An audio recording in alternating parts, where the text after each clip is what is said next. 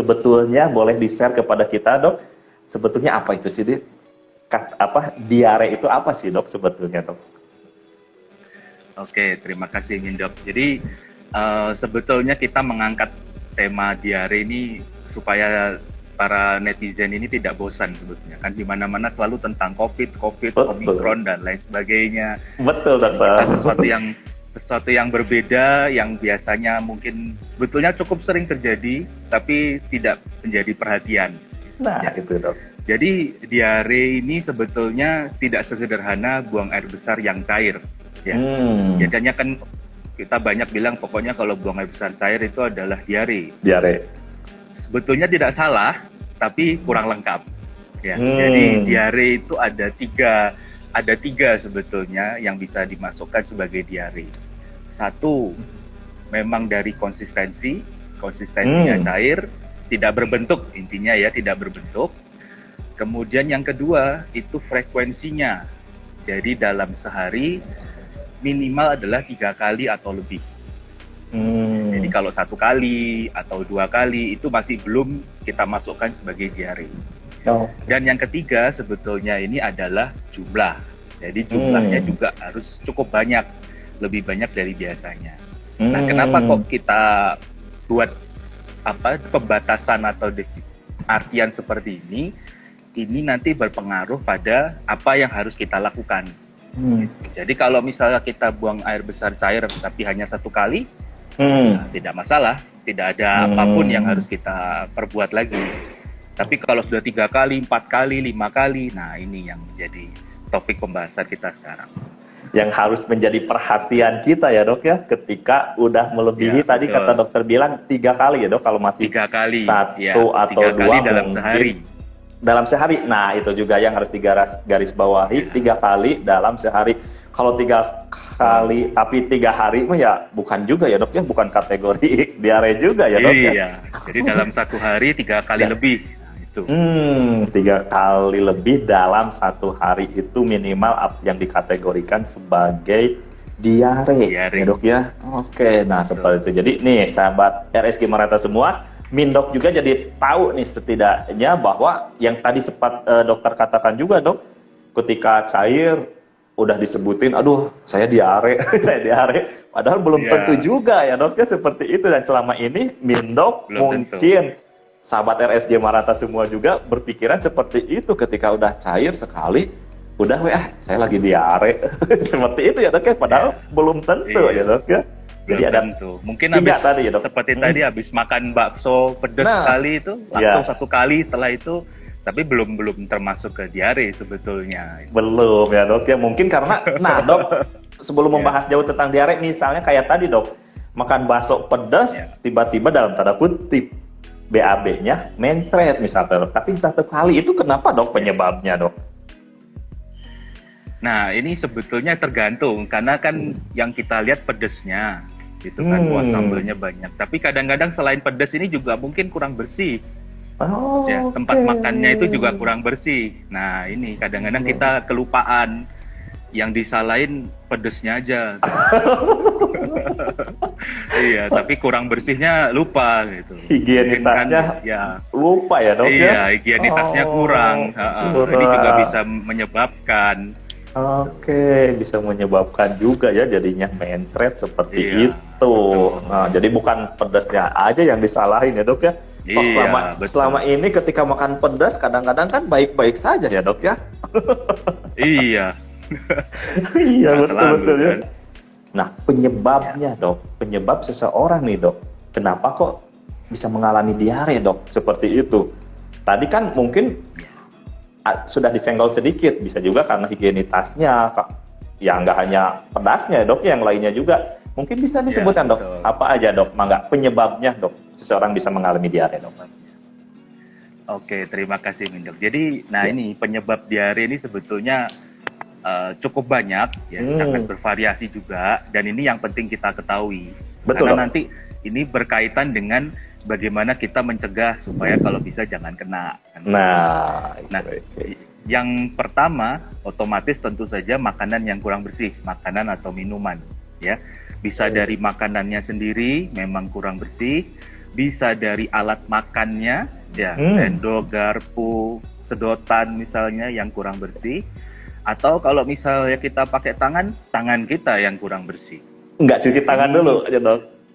Nah, ini kalau misalkan kelupaan cuci tangan, udah kelaparan, ya, nggak makan pagi, langsung digabung siang, nah ini. Dirapel ya, Dok? Dirapel, lupa cuci tangan. Oke. Gitu. Padahal tangan kita kan ya sering kemana-kemana, kita buka pintu, apa segala macam, kan tangan kita kemana-mana. Jadi Betul. Penyebab yang paling sering, paling utama itu memang dari apa yang masuk ke mulut kita, yang kurang bersih. Itu yang nomor satu. Nah, terus yang berikutnya, yang kedua, kadang-kadang kan kita meskipun makan kurang bersih atau mungkin lupa cuci tangan, kita nggak selalu diare. Kadang-kadang sehat-sehat saja gitu, enak-enak aja gitu. Nah, yang kedua, kenapa kok bisa begitu? Karena kondisi badan kita sedang fit. Jadi, selain makanan minuman yang kurang higienis, penyebab diare juga dari kondisi tubuh kita yang kurang fit. Kondisi tubuh kita yang lemah. Gitu. Akhirnya begitu ada masuk kuman, masuk virus, itu menimbulkan gejala. Kalau misalkan badan kita fit, mungkin 1-2 kali masih boleh lah.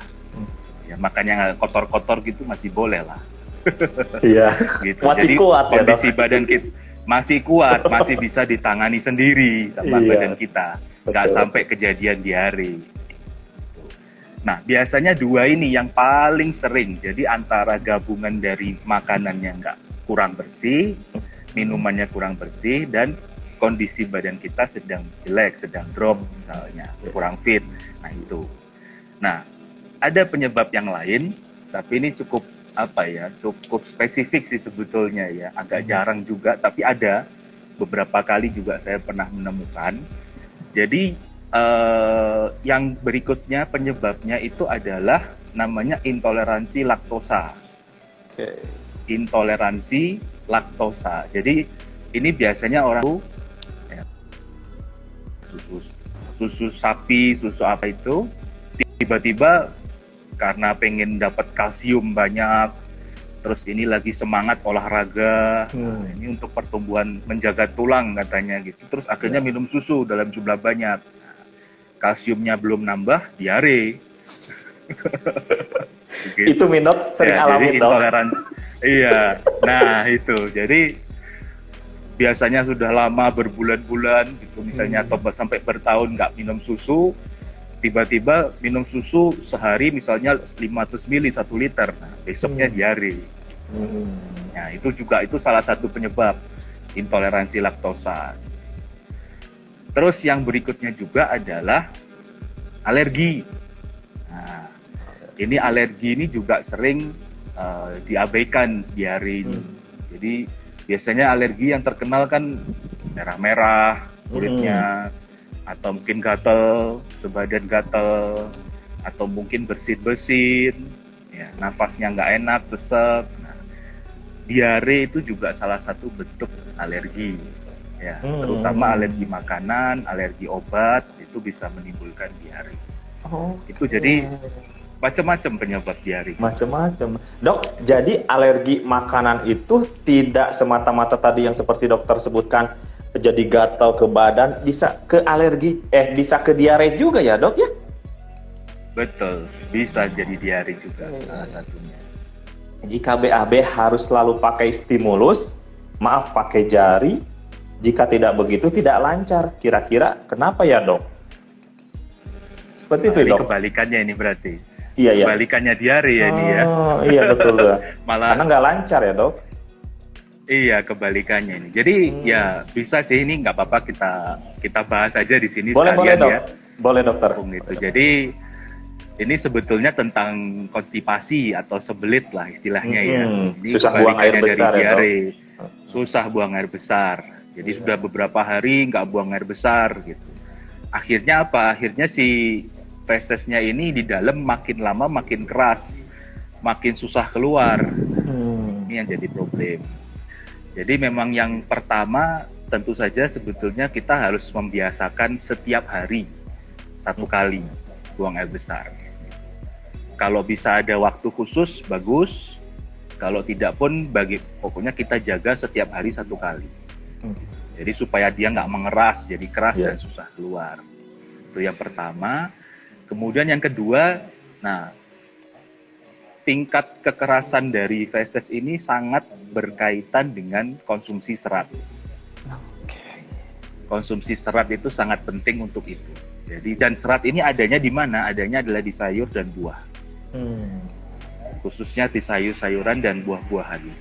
Secara umum sayur dan buah ada semua serat ini. Jadi ya kalau misalkan memang begitu, mungkin buang air fesesnya cukup keras, pola makannya yang harus diperbaiki. Harus diperbanyak konsumsi sayur, konsumsi buah. Harus diperbanyak memang. Termasuk konsumsi air juga harus diperbanyak. Ya, kalau tidak kan kering nanti ya, keras jadinya. Betul. Begitu. Apakah semua diare itu terapinya sama? Misalnya antibiotik, apakah semuanya perlu antibiotik? Oh, ini udah masuk ke terapi nih, Dok. Pertanyaannya seperti itu, Dok. Kalau diare itu apakah terapinya sama, Dok? Misalnya perlu antibiotik semua atau enggak seperti itu? Boleh, Dokter, silakan. Ya, oke. Jadi ini sebetulnya memang kalau untuk antibiotik ini kan memang yang memberikan harus dokter ya, seharusnya gitu. Jadi nggak boleh beli bebas ya, Dok?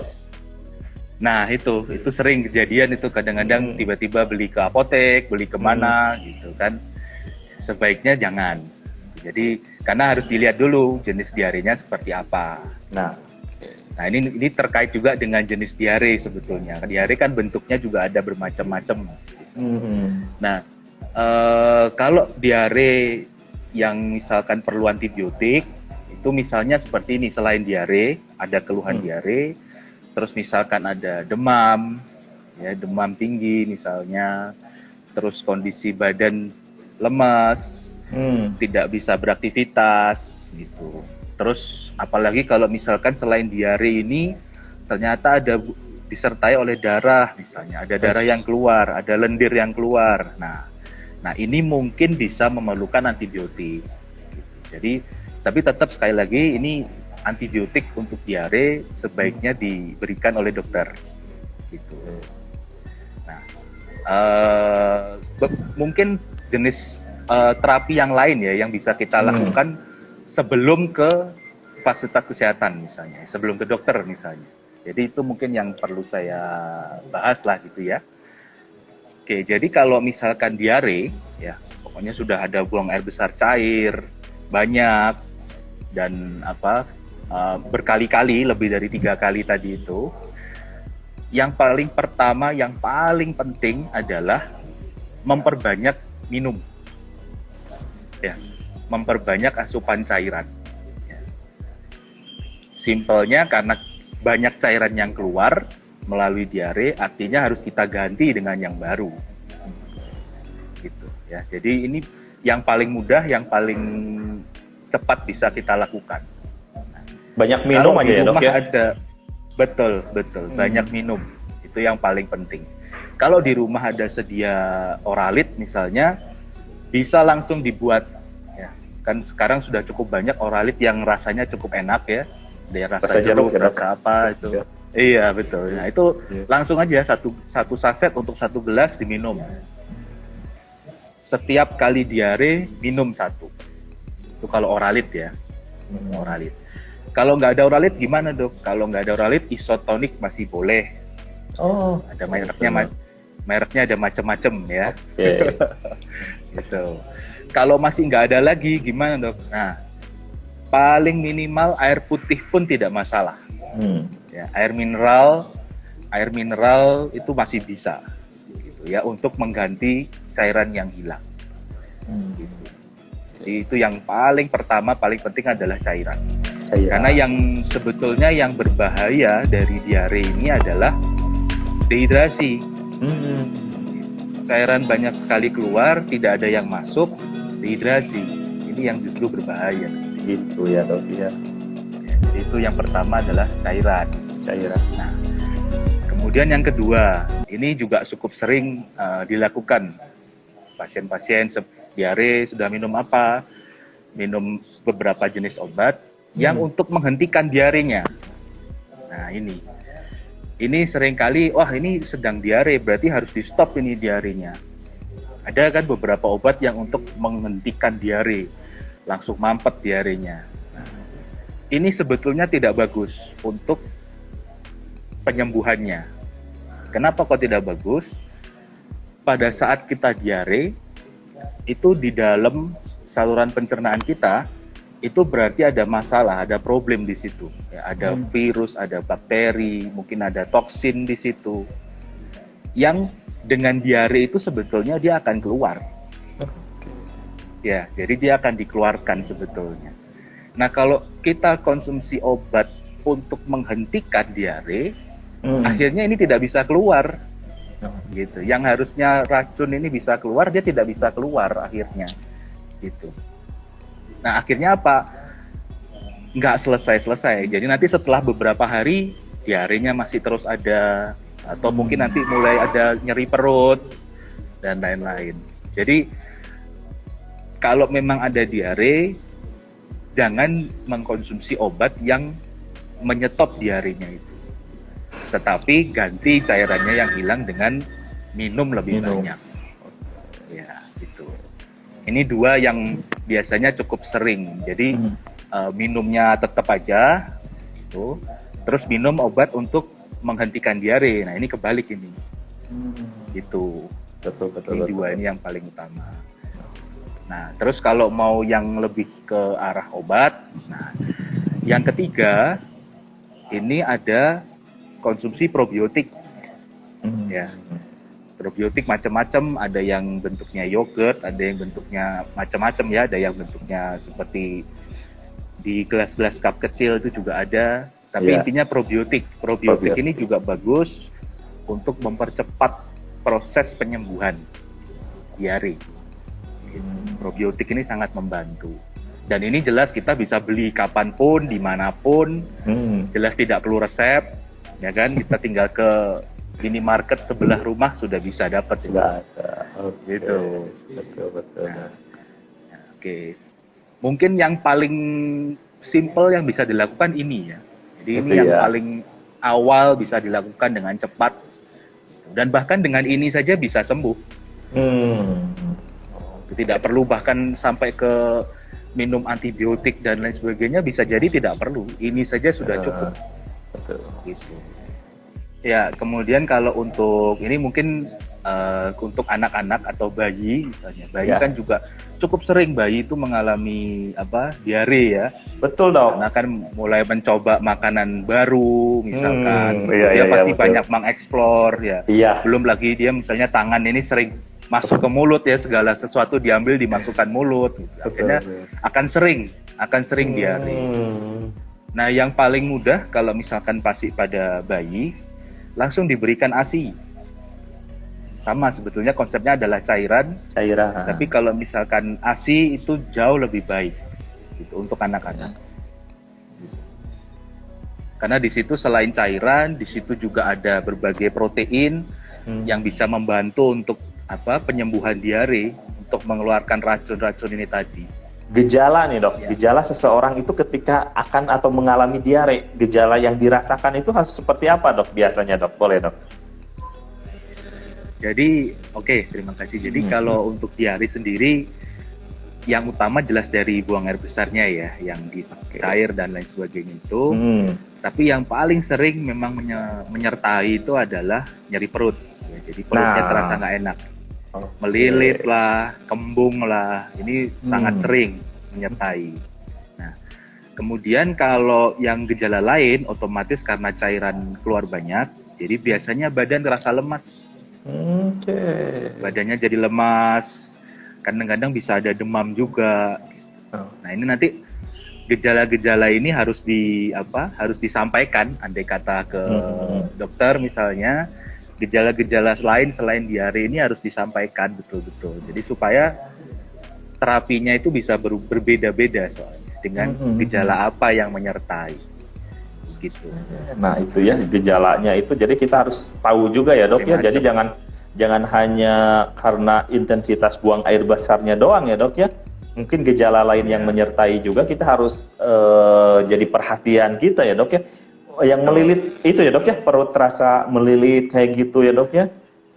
Kembung itu merupakan salah satu gejala juga ya dok ya, maksudnya gejala dari diare itu sendiri, penyerta ya dok, seperti itu. Demam, betul dok, kadang-kadang Mindok juga punya pengalaman kayak gitu sih dok, ada pas lagi diare mungkin agak sedikit badan kok jadi demam kayak gitu ya dok ya. Betul ya? Betul. Oke, gitu nih gini. Nah, keluar cairan itu artinya ya badan kita jadi lemas ya dok ya. Lemas. Kalau lebih parahnya lagi nanti kita bisa dehidrasi ya dok ya. Kalau lebih parahnya lagi seperti itu akan dehidrasi. Nah, ini sangat menarik sekali ya dok ya. Ini pengetahuan bagi kita semua, bagi sahabat RSGM Maranatha juga, bagi Mindok juga tentang diare seperti ini yang kita jangan sampai mengabaikan lah ya dok ya, jangan sampai mengabaikan yang namanya penyakit, jangan sampai ini mah kecil, ini nggak bisa seperti itu ya dok ya. Kalau dibiarin atau lebih parah kan bisa repot juga ya dok, bisa bahaya. Jadi beberapa kali sebetulnya saya menemukan pasien itu kondisinya itu sudah agak terlambat sebetulnya. Jadi mungkin konsumsi cairannya kurang, terus tidak ada obat-obatan atau apa yang diminum, jadi dibiarkan saja begitu. Terus ditunggu beberapa hari, kondisinya nggak ada perbaikan begitu. Akhirnya datang itu sudah lemes, kadang-kadang ada yang sudah dehidrasi gitu, yang bahkan akhirnya jadi perlu rawat inap sampai karena dehidrasinya itu. Jadi harus memang diperhatikan, begitu ada tanda-tanda seperti itu harus langsung dilakukan yang tadi, konsumsi cairan terutama itu harus segera.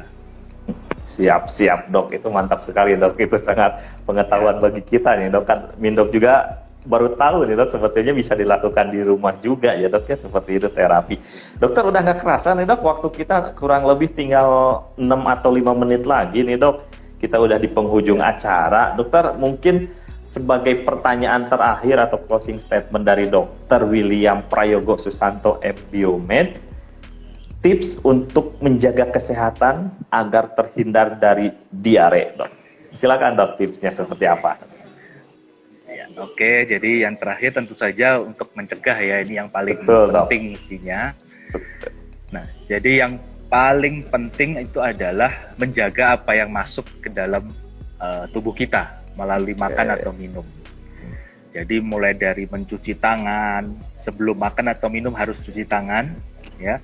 Kalau ada dengan air dan sabun bagus, kalau tidak ada hand rub pun harus ada. Gitu ya. Hand rub kan sekarang banyak di mana-mana. Betul. Kemudian yang kedua, kalau misalkan masak sendiri di rumah, bahan-bahan makanan harus dicuci bersih. Dan kalau yang misalkan daging atau apa yang dimasak harus matang. Ya, kalau yang dimasak setengah matang itu mengundang, nanti masih ada bakteri, kuman di situ, mengundang untuk diare. Itu yang kedua. Terus yang ketiga, kalau misalkan kita makan di luar, ya makan di tempat depot atau apa, alat makan harus kita perhatikan kebersihannya. Ya, sendok, garpu, piring itu harus kita perhatikan. Selain higienitas dari tempatnya sendiri. Ya, kalau bisa pilih tempat-tempat yang higienis. Ya, kebersihannya terjaga. Gitu. Kemudian ini terkait dengan yang tentang higienitas intinya. Nah, kemudian yang lain bisa dibantu dengan konsumsi probiotik secara rutin. Ya, jadi probiotik ini nggak harus menunggu diare. Ya, ini tidak selalu menunggu diare dulu baru minum, nggak usah. Probiotik secara rutin itu akan meningkatkan kekebalan tubuh, terutama di saluran pencernaan. Gitu. Jadi andai kata ini kita nggak sengaja kelupaan, tiba-tiba makan yang agak kotor, masih ada perlindungan. Jadi nggak langsung besoknya diare. mungkin pencegahan yang paling bisa kita lakukan seperti itu. Oke, sih. Dokter, Dok ngucapin terima kasih banyak pada Dokter William ya dok ya. Sampai jumpa di lain kesempatan.